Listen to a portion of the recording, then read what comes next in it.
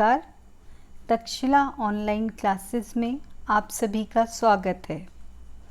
मैं assistant professor अर्चना भारद्वाज आज BEd second same का लर्निंग एंड टीचिंग पढ़ेंगे।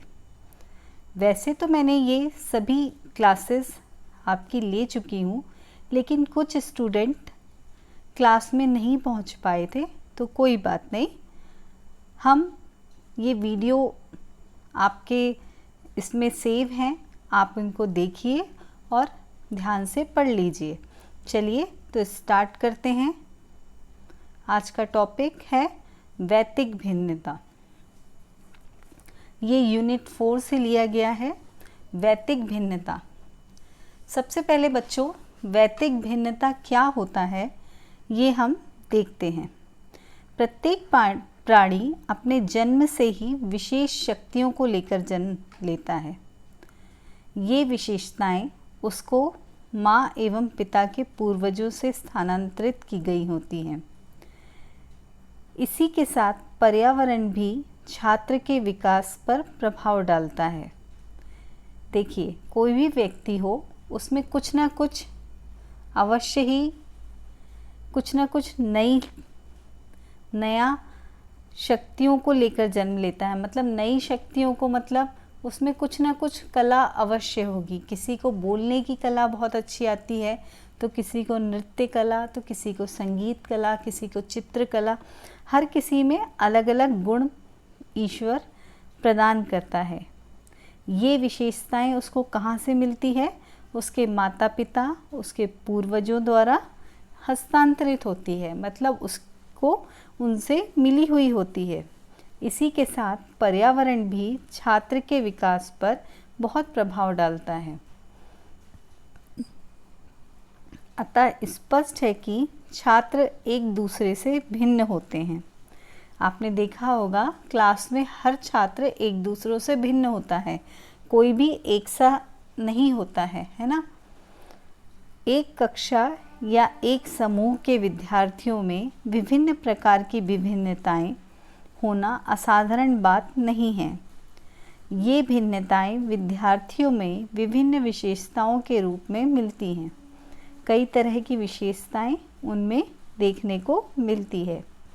अब वैतिक भिन्नता का अर्थ क्या होता है, चलिए इसके बारे में हम समझते हैं।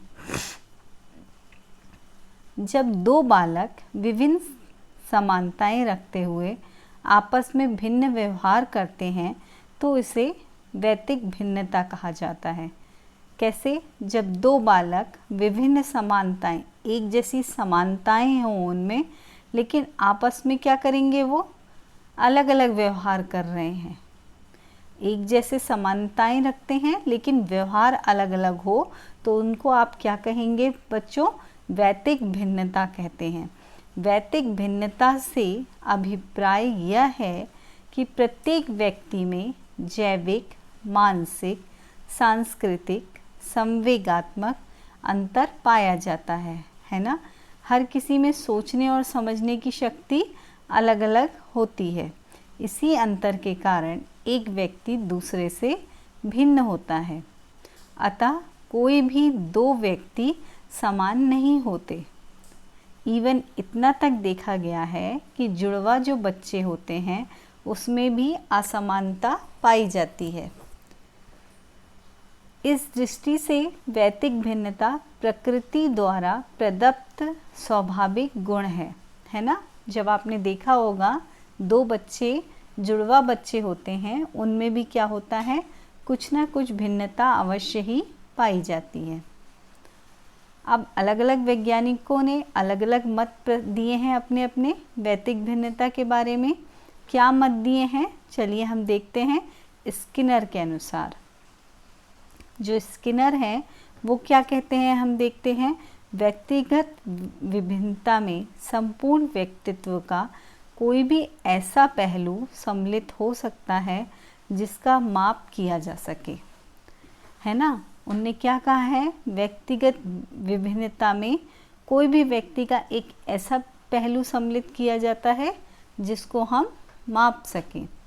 अब टाइलर जी क्या कहते हैं, शरीर के आकार और स्वरूप शारीरिक गति संबंधी क्षमताओं, बुद्धि, उपलब्धि, ज्ञान, रुचियों, अभिवृत्तियों और व्यक्तित्व के लक्षणों में माप की जा सकने वाली विभिन्नताओं की उपस्थिति सिद्ध की जा चुकी है। टाइलर जी ने बताया कि शरीर के आकार जो होते हैं, स्वरूप होती है, जो शारीरिक गति होती है, उनमें जो क्षमताएं होती हैं, बुद्धि, उपलब्धि, सभी को क्या किया जाए, सबको यदि माप की जा सकने वाली पर विभिन्नताओं की उपस्थिति सिद्ध की जा चुकी है, मतलब सबको एक उससे माप सकते हैं। तीसरा, यदि हम उपयुक्त कथनों का विश्लेषण करें, अब ये जो पहली और दूसरी परिभाषा है, इन दोनों को हम विश्लेषण करें तो स्पष्ट हो जाएगा कि व्यक्तिगत भिन्नताओं के अंतर्गत किसी एक विशेषता को आधार मानकर हम अंतर स्थापित नहीं करते, बल्कि संपूर्ण व्यक्तित्व के आधार पर अंतर करते हैं। है ना? क्या बोल रहे हैं? इन परिभाषाओं से क्या सिद्ध हुआ कि हम एक व्यक्ति की विशेषता को मानकर अंतर स्थापित नहीं कर सकते, बल्कि पूरे संपूर्ण व्यक्तित्व को देखकर ही हम अंतर बता सकते हैं। अब जो वैयक्तिक भिन्नता है के प्रभावी कारक कौन कौन से हैं, कौन से कारक हैं जो वैयक्तिक भिन्नता को प्रभाव डालते हैं? चलिए अब ये देखते हैं। वैयक्तिक भिन्नता का प्रभाव अधिगम प्रक्रिया तथा उसकी उपलब्धि पर पड़ता है। बुद्धि तथा व्यक्तित्व वैयक्तिक भिन्नता के आधार हैं। इसके कारण सीखने की प्रक्रिया प्रभावित होती है। वैयक्तिक भिन्नताओं के कारण अनेक कारण हैं, जिनमें महत्वपूर्ण निम्नलिखित हैं।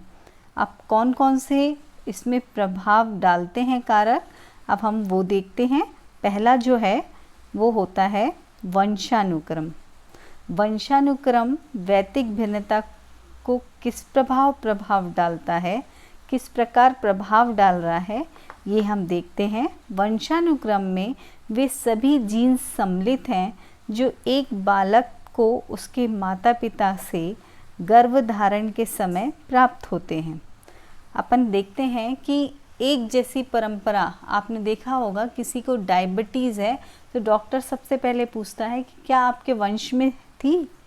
तो जो चीज़ वंश के द्वारा चली आ रही है, जो एक बालक को उसके माता पिता से गर्भधारण के समय ही प्राप्त हो जाती है। वंशानुक्रम एक प्रकार से परंपरागत शक्ति है। उसके द्वारा माता पिता और पूर्वजों के गण नवनिर्मित शिशु से स्थानांतरित होते हैं। इसमें शारीरिक और मानसिक दोनों प्रकार के गणों का स्थानांतरण होता है। कौन कौन सा होता है? पहला शारीरिक और दूसरा मानसिक, दोनों प्रकार के गुणों का स्थानांतरण हो जाता है। देखिए, आपने देखा होगा किसी के मम्मी पापा की हाइट कम है तो बच्चे की भी हाइट ज़रूर ही कम होती है ना। और मानसिक, जो मन से तेज बुद्धि चलाता है, जो जल्दी जल्दी काम को, जो निर्णय लेने में सक्षम होता है, उनके बच्चे भी उसके अनुसार ही ढल के कार्य करते हैं। फिर मन और वंशानुक्रम को व्यक्तिगत भिन्नताओं का कारण स्वीकार करते हुए लिखते हैं कि हम सबका जीवन एक ही प्रकार से आरंभ होता है। फिर भी इसका क्या कारण है कि जैसे जैसे हम बड़े होते हैं, हम लोगों में अंतर होता है। इसका एक यही उत्तर है कि हमारा सबका वंशानुक्रम भिन्न है। अब क्या होता है, जैसे जैसे हम बड़े होते जाते हैं उससे क्या होता है, हमारे शरीर में, हमारे बोलने में सब चेंजेस आता है। इसका क्या कारण बताया है? वंशानुक्रम अलग अलग भिन्न है। अब सेकंड पॉइंट आता है वातावरण। अब देखिए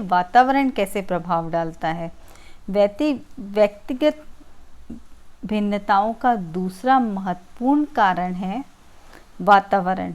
मनोवैज्ञानिक का तर्क है कि यदि व्यक्ति जिस प्रकार के सामाजिक वातावरण के निवास करता है उसी के व्यवहार, रहन सहन, विचार आदि होते हैं। ठीक है, मनुष्य जिस तरह से सोचता है, जहाँ पर निवास करता है, उसके जो शारीरिक और सामाजिक वातावरण में निवास करता है उसके अनुरूप वो क्या करता है, उसका व्यवहार हो जाता है, रहन सहन, आचार विचार आदि हो जाते हैं। अतः विभिन्न सामाजिक वातावरण में निवास करने वाले व्यक्तियों में भिन्नताओं का होना स्वाभाविक है। आप देखिए, आपके यदि आस पड़ोस में यदि लड़ाई झगड़ा होता रहता है और आप उसे बार बार सुनते हैं तो एक निश्चित ही एक स्थिति ऐसी आती है कि आपके मुंह से भी गलत शब्द निकलने लग जाते हैं। और यदि तो ये क्या हुआ, एक तरह से वातावरण का प्रभाव हुआ, है ना। और यदि आप एक बहुत अच्छे से सभ्य परिवार में रह रहे हैं, वहाँ पे कोई ऊंची आवाज़ में बात नहीं करता है, सब बहुत एक दूसरों को रिस्पेक्ट दे के बात कर रहे हैं, तो उसका वातावरण का प्रभाव हम पर भी पड़ता है और हम भी वो गुण को अपनाने लग जाते हैं। यही बात भौतिक और सांस्कृतिक वातावरण के विषय में भी कही जा सकती है। वातावरण कारक का शारीरिक और मानसिक विकास दोनों ही क्षेत्र में प्रभाव है। उपयुक्त वातावरण के अभाव में शारीरिक व मानसिक योग्यताओं का सामान्य विकास संभव नहीं है। अतः कहा जा सकता है कि उपयुक्त वातावरण के अभाव में वंशानुक्रम द्वारा प्रदान की गई विशेषताओं का सामान्य विकास संभव नहीं है। केवल उस पर ही सामान्य विकास रहना ये संभव नहीं है। अब नेक्स्ट पॉइंट आता है जाति, प्रजाति व देश। ठीक है, पहला हमने पढ़ा था वंशानुक्रम, दूसरा वातावरण और तीसरा क्या है, जाति, प्रजाति व देश। अब एक देश में रहने वाली विभिन्न जातियों और प्रजातियों में अंतर होता है। ठीक है, एक ही देश में रहते हैं तो क्या होता है, कई जातियों और प्रजातियों में अंतर पाया जाता है। भारत में आर्य द्रविड़ों में अंतर स्पष्ट है। अब आर्य जो होते हैं वो अलग होते हैं और द्रविड़ जो होते हैं वो अलग होते हैं, दोनों में अंतर स्पष्ट है। इसी प्रकार हिंदुओं के विभिन्न वर्गों में अंतर स्पष्ट है। इन अंतरों पर वंशानुक्रम एवं पर्यावरण के प्रभाव प्रमुख होते हैं। इसी प्रकार नीग्रो प्रजाति की अपेक्षा श्वेत प्रजाति आदि बुद्धिमान और कार्यकुशल होते हैं। कौन ज़्यादा कार्यकुशल होता है, श्वेत प्रजाति वाले, है ना। क्या बोला है इनने, इन अंतरों पर वंशानुक्रम एवं पर्यावरण का प्रभाव प्रमुख होते हैं। इसी प्रकार नीग्रो प्रजाति की अपेक्षा कौन सी, श्वेत प्रजाति जो होती है वो अधिक बुद्धिमान और कार्यकुशल होती है, श्वेत प्रजाति वाले, है ना। और वैयक्तिक भिन्नताओं के कारण हमें विभिन्न देशों के व्यक्तियों को पहचानने में किसी प्रकार की कठिनाइयाँ नहीं होती, हमें पहचानने में दिक्कत नहीं आती है। नेक्स्ट पॉइंट आता है आयु व बुद्धि। अब आयु और बुद्धि वैयक्तिक भिन्नता को कैसे प्रभाव डालेंगे, कैसे प्रभावित करने वाले कारक कहलाएंगे। आप सोच के देखिए कि आपको लगेगा कि नहीं ये प्रभाव नहीं डाल सकते। चलिए मैं बताती हूँ कैसे प्रभाव डालते हैं। वैयक्तिक भिन्नता का एक कारण आयु और बुद्धि भी है। आयु के साथ साथ बालक का शारीरिक और मानसिक और संवेगात्मक विकास होता है। ठीक है, कौन कौन सा, ये मैंने आप लोग को पहले भी बताया कि शारीरिक, मानसिक और संवेगात्मक, ये तीनों विकास संभव है किसके द्वारा, वैयक्तिक भिन्नता के कारण। ठीक है,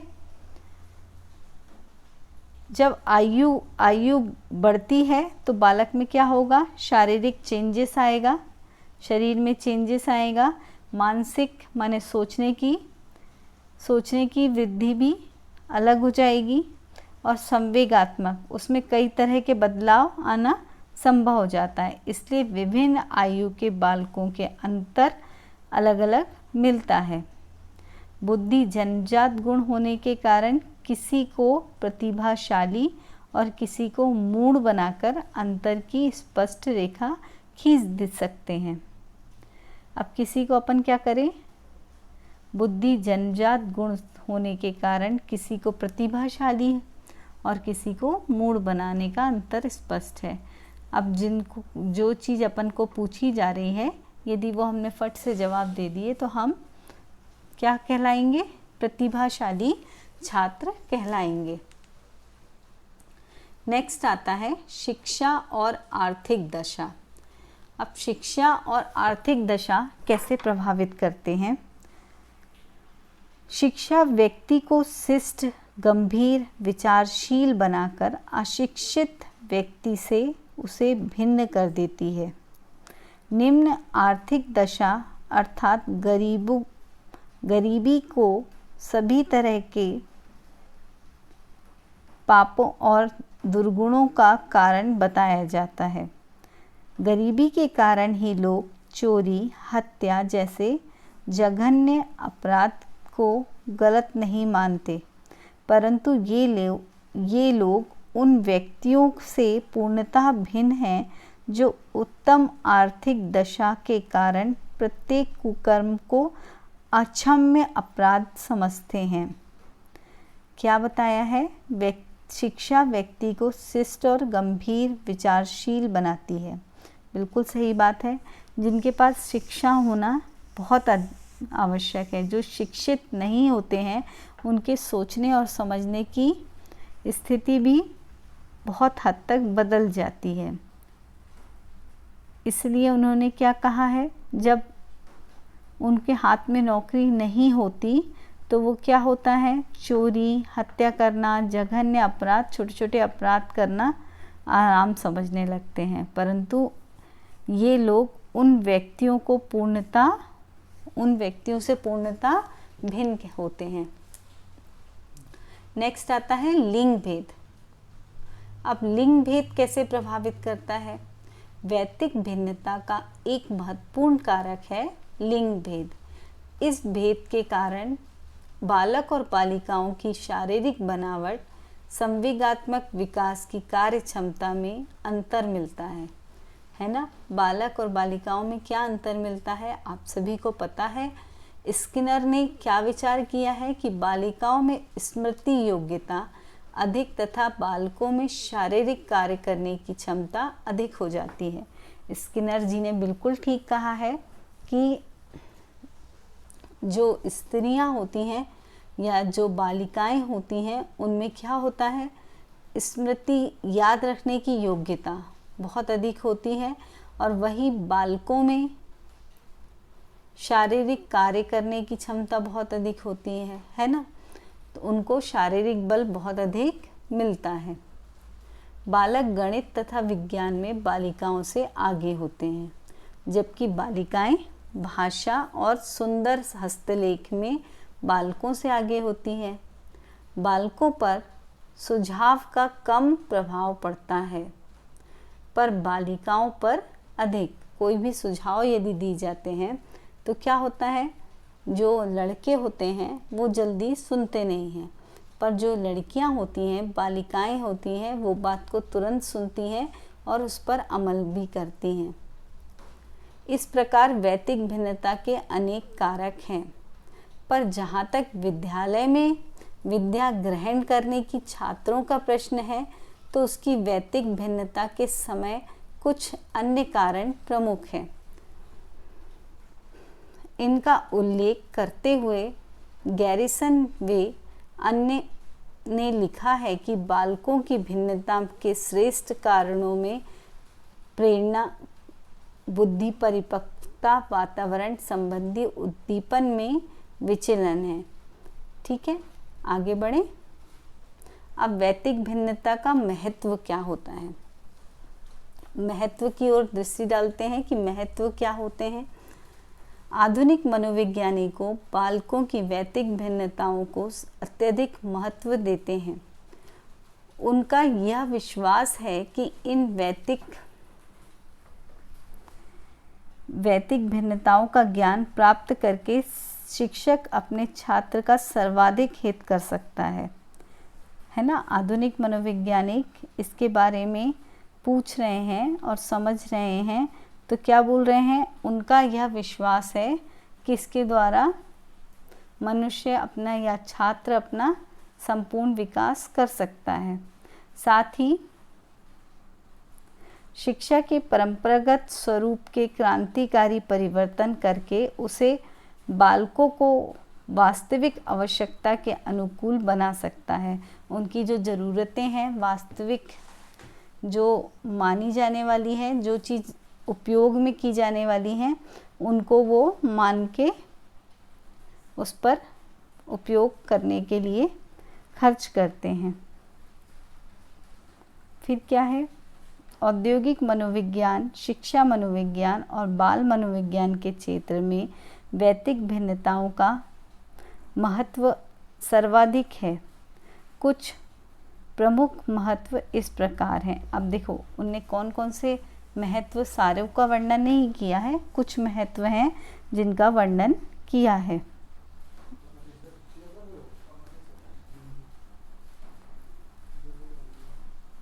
अध्ययनों में देखा गया है कि कक्षा में मानसिक दृष्टि से जितनी अधिक समाजीयता होगी, शिक्षा का प्रभाव उतना ही समान होगा। कक्षा में वैयक्तिक भिन्नताओं के अनुसार शैक्षिक आवश्यकताओं की पूर्ति के लिए आवश्यक है कि कक्षा में बालकों की संख्या अधिक से अधिक 20 होनी चाहिए। कितनी होनी चाहिए? कक्षा में बालकों की संख्या अधिक से अधिक 20 होनी चाहिए। कक्षा में विद्यार्थियों की संख्या कम से कम शिक्षक तथा विद्यार्थियों के व्यक्तिगत संपर्क व संबंध अच्छा होता है तथा वह विद्यार्थियों से उनके स्वभाव के अनुसार कार्य करवा सकता है। कक्षा में क्या बोला है? वैयक्तिक भिन्नता के अनुसार कितनी आवश्यकताओं की पूर्ति के लिए आवश्यक है कि बालकों की संख्या क्या होनी चाहिए? 20 होना चाहिए। और विद्यार्थियों की कम से कम शिक्षक क्या करे? अपना व्यक्तिगत संपर्क उन तक बना सके, इसलिए उन्होंने बोला है कि क्लास में कम से कम स्टूडेंट होने चाहिए। एक ही कक्षा के बालकों की रुचियों, अभिवृत्तियों एवं मानसिक योग्यताओं में अंतर होने के कारण पाठ्यक्रम का विभिन्नीकरण अत्यंत आवश्यक है। सबको अपनी रुचि, योग्यता और इच्छाओं के अनुसार विषयों का चयन में छूट होनी चाहिए। और बच्चों को क्या देना चाहिए? उनको रुचि के अनुसार उनको सब्जेक्ट चूज़ करने की उनको वो देना चाहिए कि छूट देना चाहिए कि वो अपने इच्छा अनुसार सब्जेक्ट ले सकें। व्यक्तिगत भेदों के कारण सब बालकों में समान कार्य की समान मात्रा पूर्ण करने की क्षमता होनी चाहिए। अतः गृह कार्य देते समय बालकों की क्षमताओं और योग्यताओं का पूर्ण ध्यान रखना आवश्यक है। देखिए, जब टीचर बच्चों को गृह कार्य दे रहा हो तो वो उनको ऐसा गृह कार्य दे कि बच्चे उनको इंटरेस्ट से कर लें और करके लेके आएँ। ऐसा ना हो कि उनको नहीं बन रहा है, टीचर ने बहुत टफ दे दिया है, तो ऐसा नहीं रख देना चाहिए। ये चीज़ ध्यान में रखनी चाहिए। फिर आगे आता है, वैयक्तिक भिन्नताओं में लिंग भेद के कारण भी पाई जाती है। अब लिंग भेद, वैयक्तिक भिन्नताएं लिंग भेद के कारण भी पाई जाती है, जिससे बालक बालिकाओं की रुचियों, क्षमताओं, योग्यताओं, आवश्यकताओं आदि में अंतर होता है। जैसे जैसे वह बड़े होते हैं वैसे वैसे अंतर अधिक स्पष्ट होता है। अतः प्राथमिक कक्षाओं में उनके लिए सामान्य पाठ्य विषय हो सकते हैं, परंतु माध्यमिक कक्षाओं में इन विषयों में अंतर स्पष्ट रेखा खींचा जाता है ना। जब वो छोटे रहते हैं उनका जो सब्जेक्ट होते हैं वो बहुत इजी होते हैं, मतलब पाठ्य और पाठ्य से रिलेटेड जो सब्जेक्ट होते हैं बहुत इजी होते हैं। जैसे जैसे वो माध्यमिक कक्षा में जाते हैं तो उनका जो होता है सब्जेक्ट होता है वो अधिक उससे बढ़ जाता है ना। इसलिए उनको ध्यान देके समझ के उसको पढ़ना ज़रूरी होता है। शिक्षक और माता पिता को इन अंतरों को ध्यान में रखकर बालक बालिकाओं को सिखाना या प्रशिक्षण देना चाहिए। इसी प्रकार स्किनर महोदय के अनुसार उद्योग के क्षेत्र में भी कर्मचारियों के चयन में वैयक्तिक भिन्नता का अध्ययन आवश्यक है। अब क्या बोला है उन्होंने, वैयक्तिक भिन्नता का भी चयन आवश्यक बताया है। इसी प्रकार कर्मचारियों के प्रशिक्षण कार्यक्रमों एवं स्थानांतरण के समय भी वैयक्तिक भिन्नता का ज्ञान आवश्यक है। जब कर्मचारियों का चयन किए जा रहा है तो क्या करना चाहिए, उनको जो प्रशिक्षण दिया जा रहा है उसमें भी वैयक्तिक भिन्नता का ज्ञान देना आवश्यक होता है। चलिए, इससे रिलेटेड मैंने कुछ असाइनमेंट क्वेश्चन भी आप लोग को बनाए हैं कि आप लोग देखिएगा कि आप लोग को कितना समझ में आया है ना। कुछ क्वेश्चन दे रही हूँ, उसको आप लोग सॉल्व करके खुद से लिखिएगा कि हम कितना उस चीज़ को कितना हम समझ पा रहे हैं। पहला क्वेश्चन है, वैयक्तिक भिन्नताओं का अर्थ एवं परिभाषा देते हुए वैयक्तिक भिन्नताओं के प्रभावी कारकों का वर्णन करना। दूसरा, कारक क्या होते हैं, मैंने आप लोग को बहुत अच्छे से अभी समझाया है। विभिन्न कारक कैसे प्रभाव डालते हैं वैयक्तिक भिन्नताओं को, तो वो कारक आप लोग समझ लीजिए और उसके आगे कैसे आप अपने आप उसको लिख सकते हैं ये ज़रूर लिख के देखिए। वैयक्तिक भिन्नताओं से क्या अभिप्राय है, एक शिक्षक के लिए वैयक्तिक भिन्नताओं का ज्ञान किस प्रकार उपयोगी है, ये भी आप लोग इसको नोट्स बनाकर रखिए, जो मैंने अभी पूरा आप लोग को समझा दिया। आज आप लोग को सबसे पहले मैंने बताया कि वैयक्तिक है, ये समझाया मैंने।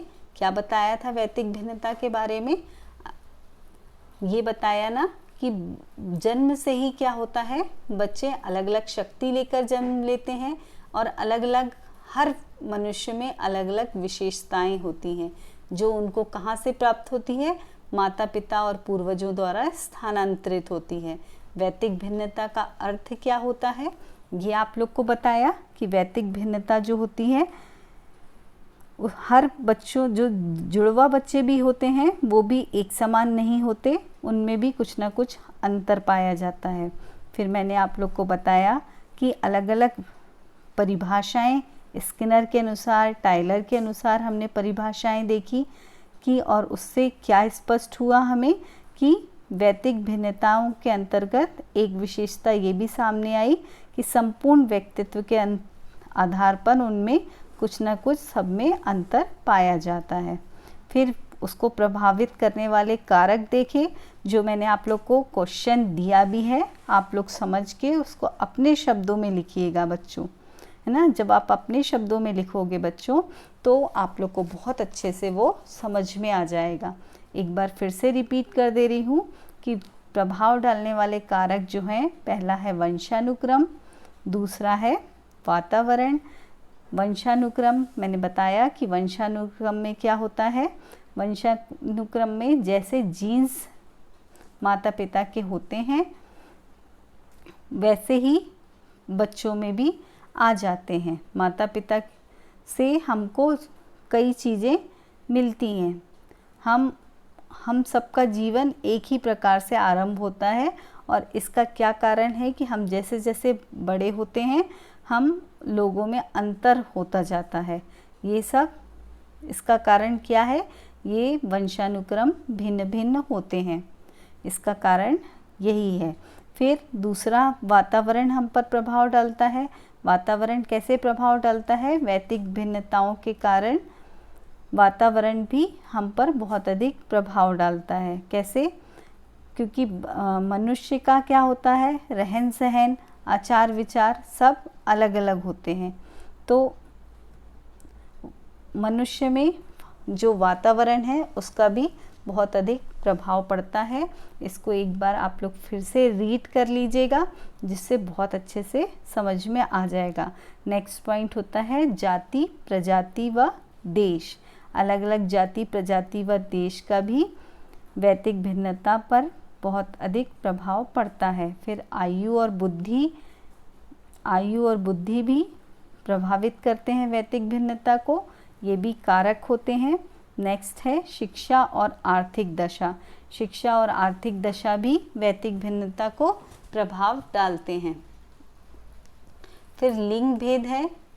लिंग भेद में क्या होता है? लिंग भेद में भी बच्चों का अलग अलग तरह से बच्चों को वैयक्तिक भिन्नता पर प्रभाव डालता है। स्किनर ने भी कहा है कि बालिकाओं में स्मृति योग्यता अधिक तथा बालकों में शारीरिक कार्य क्षमता अधिक होती है ना। बालक गणित और विज्ञान में बालिकाओं से आगे होते हैं, तो बालिकाएं किस में होती हैं? भाषा और सुंदर लेख लिखने में तेज होती हैं। तो हर किसी में अलग अलग क्या होता है? अलग अलग क्षमताएं होती हैं, उन्होंने ये बताया है। फिर उसके बाद हमने देखा कि वैयक्तिक भिन्नताओं का महत्व क्या क्या होता है। अलग अलग पॉइंट्स के द्वारा हमने वैयक्तिक भिन्नताओं का महत्व समझा, है ना। फिर उसके बाद हमने महत्व के बाद हमने देखा कि इसी प्रकार से स्किनर महोदय ने क्या कहा कि उद्योग के क्षेत्र में भी कर्मचारियों के चयन में भी वैयक्तिक भिन्नता का अध्ययन आवश्यक है। इसी प्रकार कर्मचारियों के प्रशिक्षण कार्यक्रमों का स्थानांतरण के समय भी वैयक्तिक भिन्नता का ध्यान रखना और ज्ञान होना भी बहुत आवश्यक है। फिर मैंने आप लोग को असाइनमेंट क्वेश्चन दिए हैं, है ना। तो ये असाइनमेंट क्वेश्चन को आप करके देखिए, और लिख के देखने से क्या होगा? लिखने से बहुत जल्दी याद हो जाता है बच्चों, है ना। और जैसे ही आप लिखोगे तो आपको मार्क्स भी बहुत अच्छे मिलेंगे, आपको समझ में आने लगेगा कि हमको कैसे आंसर देना है। आशा करती हूँ कि ये वीडियो आप लोग को बहुत पसंद आएगा, तो लाइक करिए, शेयर करिए, है ना। और स्वस्थ रहिए, मुस्कुराते रहिए। Thank you so much. Next video में फिर मिलेंगे, तब तक अपना ध्यान रखिए।